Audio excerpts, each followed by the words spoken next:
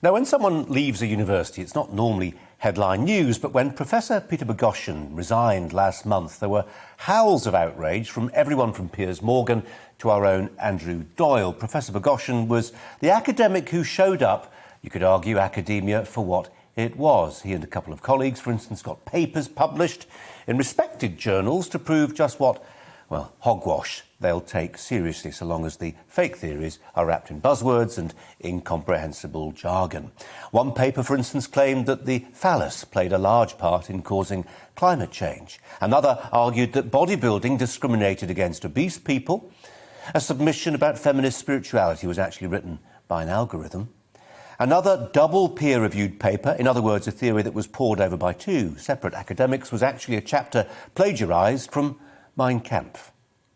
The paper, published in Gender, Place and Culture, claimed that a rising incidence of canine rape in parks was a result of sexism shown towards female dogs. The author suggested remedies, including asking men to wear a leash. All of this was done to show the world how the currency of academia had been debased and devalued. It caused a lot of red faces, as it ought to have done, but then came a backlash. Professor Boghossian's office door was daubed with swastikas and excrement. He was spat at and threatened on campus. Flyers appeared depicting him as Pinocchio. His lectures were sabotaged. Wires were pulled out of PA systems. Fire alarms set off. An anonymous complainant denounced him as a wife and child beater, allegations which were quickly repudiated, but not before they started up the rumour mill. Boghossian was charged with, quote, research misconduct, an Orwellian phrase, if ever there was. In his resignation letter to Portland State University, he said, our purpose was to show that certain kinds of scholarship are based not on finding truth, but on advancing social grievances. Well, I'm delighted to say that Professor Boghossian joins me now. Peter, thanks so much for your time. Do appreciate it. Just to be clear, well, it's a pleasure. Just to make clear, a lot of that stuff about the bogus papers was 2 or 3 years ago now, and that's not the immediate or proximate reason why you resigned. That's got more to do with the climate that you were trying to teach in, which saw people just reluctant to listen to what you had to say, and be challenged by some of it. And not only what I had to say, what each other had to say. The climate had become increasingly intolerant. They had culled any type of intellectual diversity out of the system, and I couldn't maintain my integrity and teach there any longer. You called it a social justice factory, a dogma factory. What did you mean by that? Well, the purpose of the institution, primarily at Portland State, but certainly not exclusively at Portland State. It's affecting institutions, academic institutions throughout the English-speaking world. The idea was that many professors, it's also by field as well. It's more in the humanities. Look at the university as a kind of indoctrination center, as an ideology mill, where they want their students to hold certain beliefs. They know what the moral truth is, and anything else, any other beliefs, not only will they not give them countenance, but if you hold them, you're a bad person. And that was the dominating ethos, and it's deeply disturbing. Can you point, Peter, to any moments when it suddenly lurched, suddenly got worse? Or is it, as I suppose we'd expect it to be, more of a gradual process? How has it happened? That's a great question, and it's a vital question. One of the first things that happened is that colleges of education. So in this country, if one wants to teach in the K through 12 educational system, one needs a teaching certificate. And the way that you get a teaching certificate is through colleges of education. Almost all, if not all, of the colleges of education are now woke. They participate in an identical ideology. So they give will-be teachers credentials to teach kids in the system, who then basically indoctrinate people our children into a certain worldview. So that's really the nucleation point. The nucleation point, the center of the whole thing, is colleges of education. And then from that, you get basically anything with the word studies in it. Gender studies, women's studies, black studies, etc. And just to give you to give our viewers an indication of how this is sort of thought policed, what the methodology is that keeps people in line, just how through the looking glass this stuff is. You were accused numerous, I imagine, microaggressions. Your response, not unreasonably to that, was, tell me about what those microaggressions are. You were then told, correct. Well, the moment you ask what the microaggressions are, you're committing a microaggression. I mean, this is the stuff of catch-22. Yeah, it's called a Kafka trap. It's also what you find in Robin DiAngelo's White Fragility. I mean, it's so idiotic. I mean, that's the other thing. We have individuals hell-bent on ripping down the society, tearing down statues, assaulting police officers, destroying storefronts for what? So the Robin DiAngelo idea is that, I mean, it really is like people at junior high school, 10-year-olds do to each other.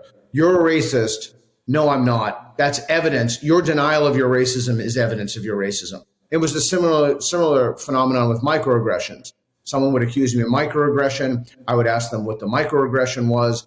They would tell me that that's a microaggression. I would ask them for evidence of the whole concept of microaggressions. And by the way, there's evidence against the concept of microaggressions. Scott Lilienfeld has a paper in 2017, Microaggressions, Strong Claims, Inadequate Evidence.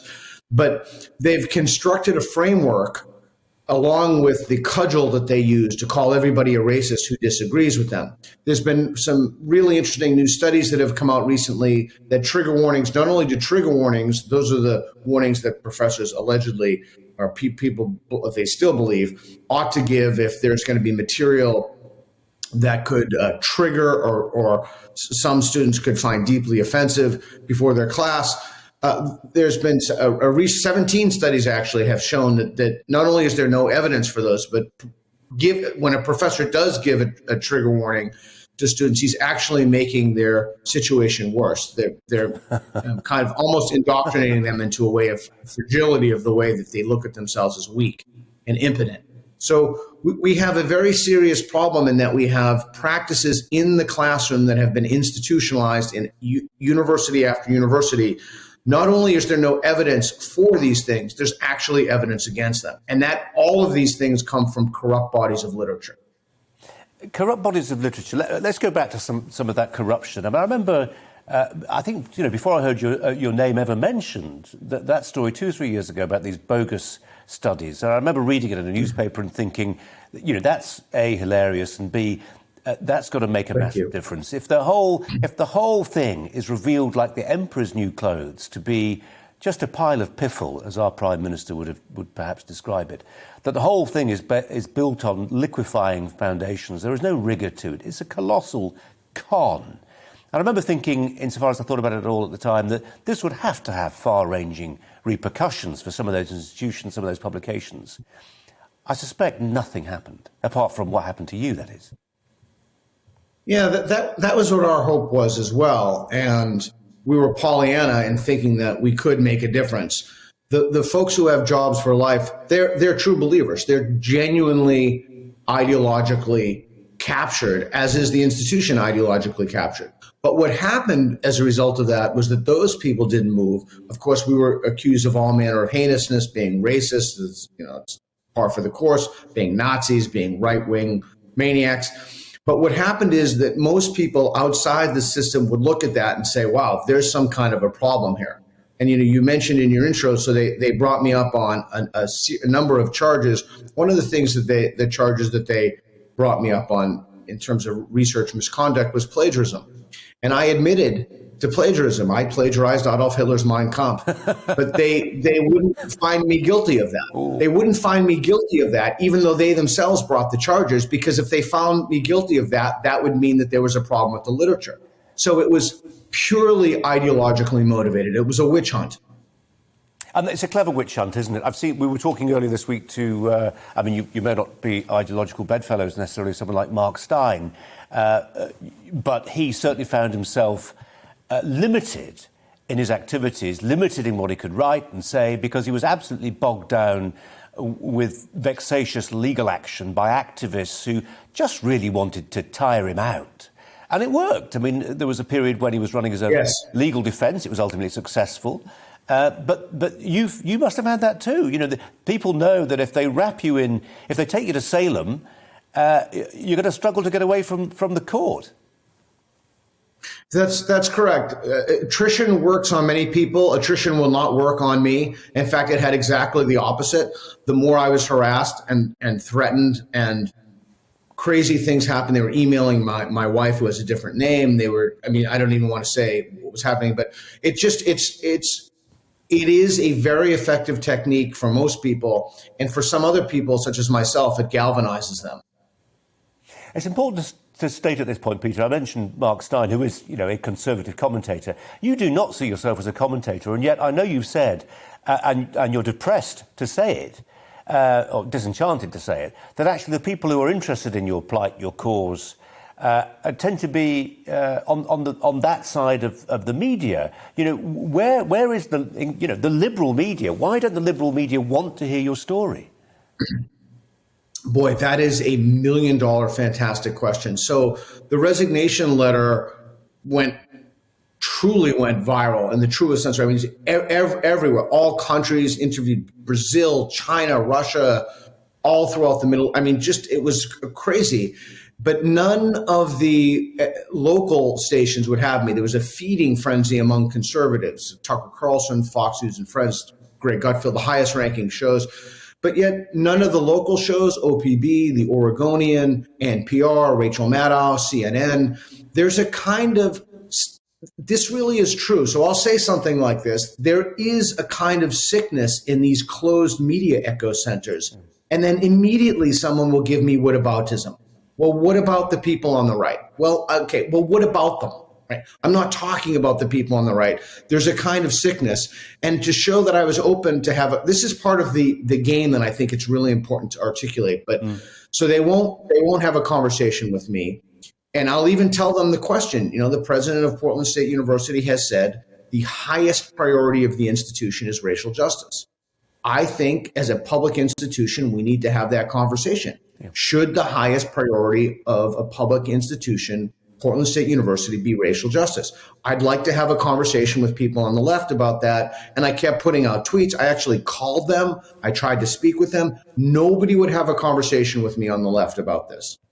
Peter, we're almost out of time. We've only got about 30 seconds left. There's so much more I want to talk to you about. But I want to put this to you because I want to talk about your future and the future of some of the causes you represent. You're getting something off the ground in Texas. Tell us about it. Yeah, thanks. I think this is the first time it's been announced publicly, so that's very exciting. There's a new university forming, and Barry Weiss is on the board of directors. Neil Ferguson is on the board of directors. Heather Hying, who just wrote a best-selling book, is on the board of directors. It's in Austin, Texas, and it's going to be founded on free speech, open inquiry, and, if you can believe it, debate.